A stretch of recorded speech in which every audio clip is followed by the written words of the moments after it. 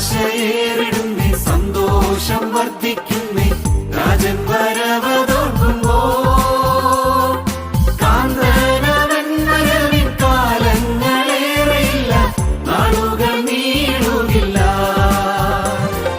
പ്രത്യാശയേറിടുന്നേ, സന്തോഷം വർദ്ധിക്കുന്നേ, രാജൻ വരവതോർക്കുമ്പോ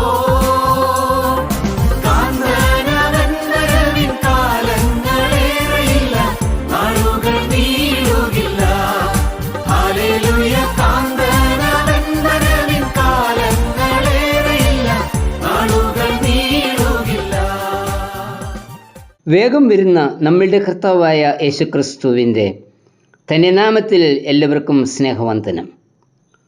വാക്കുകൊണ്ടും പ്രവൃത്തി കൊണ്ടും കർത്താവിനെ സാക്ഷിക്കേണ്ടുന്നവരാണ് വിശ്വാസികൾ. പത്രോസിൻ്റെ 1-ാം ലേഖനം 2:9 പറയുന്നത്, അന്ധകാരത്തിൽ നിന്ന് തൻ്റെ അത്ഭുത പ്രകാശത്തിലേക്ക് നമ്മെ വിളിച്ചവൻ്റെ സൽഗുണങ്ങളെ ഘോഷിപ്പാനായി തിരഞ്ഞെടുക്കപ്പെട്ടവരാണ് നാം ഓരോരുത്തരും.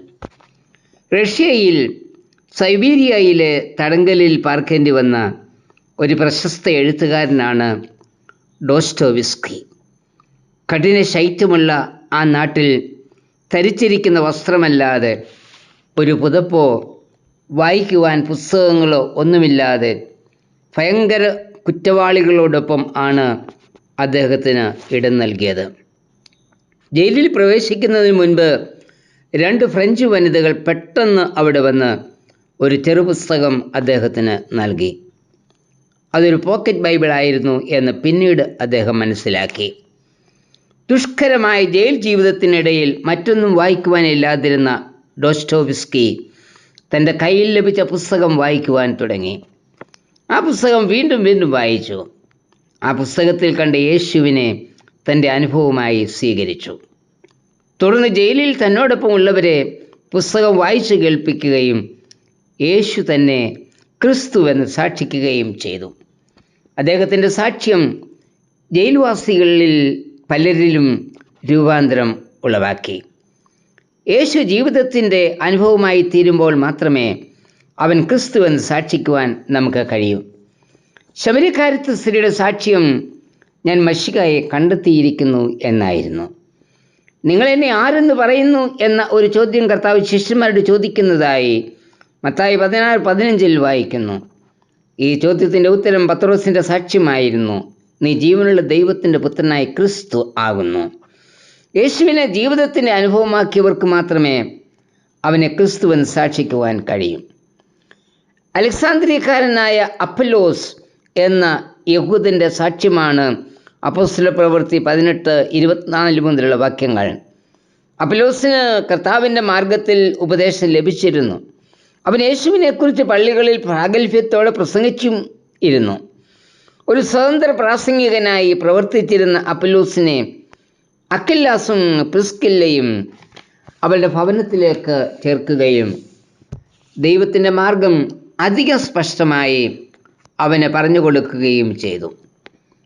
തുടർന്ന് യേശുവിനെ തൻ്റെ ജീവിതത്തിൻ്റെ അനുഭവമാക്കിയ അപ്പല്ലോസ് അഖായിയിൽ ദൈവകൃപയിൽ വിശ്വസിച്ചവർക്ക് വളരെ പ്രയോജനമുള്ളവനായി തീർന്നു എന്ന 18:27 നാം വായിക്കുന്നത്.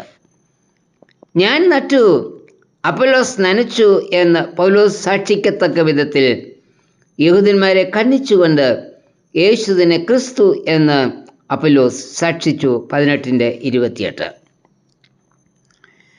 യേശുവിലുള്ള വിശ്വാസവും അനുഭവമാണ് അപ്പല്ലോസിനെ ഈ ഒരു സാക്ഷ്യത്തിന് സഹായിച്ചത്. വിശ്വാസം ചോദ്യം ചെയ്യപ്പെടുന്ന ഒരു സാഹചര്യത്തിലാണ് നാം ഇന്ന് ജീവിക്കുന്നത്. ഈ സാഹചര്യത്തിൽ ക്രിസ്തുവിനെ അറിഞ്ഞതുകൊണ്ട് മാത്രം സാക്ഷ്യം പൂർണ്ണമാകില്ല. പിന്നെയോ നമ്മളുടെ സാക്ഷ്യം പൂർണ്ണമാകണമെങ്കിൽ കർത്താവ് നമ്മളുടെ ജീവിതത്തിൻ്റെ അനുഭവമായി തീരണം. അതായത് യേശുവിനെ അനുഭവിച്ചറിഞ്ഞുകൊണ്ടല്ലാതെ സാക്ഷ്യം നിർവഹിപ്പാൻ നമുക്ക് കഴിയില്ല.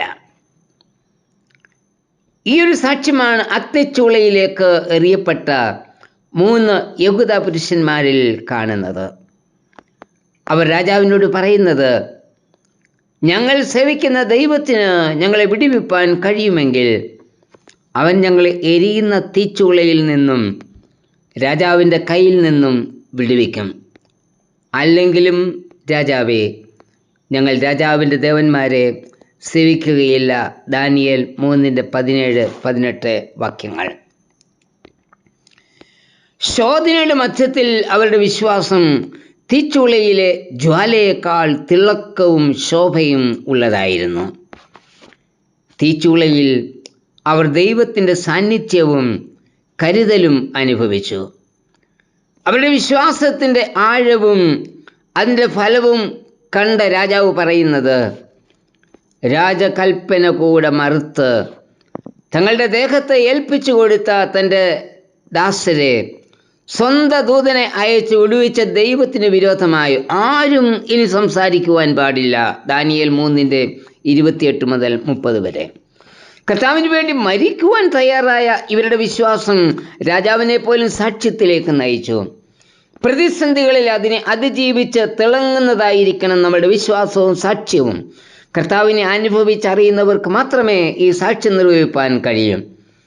നാം എല്ലാവരും തന്നെ ക്രിസ്തുവിൻ്റെ സാക്ഷികളായി നിൽക്കുന്നതിന് വിളിക്കപ്പെട്ടവരാണ്.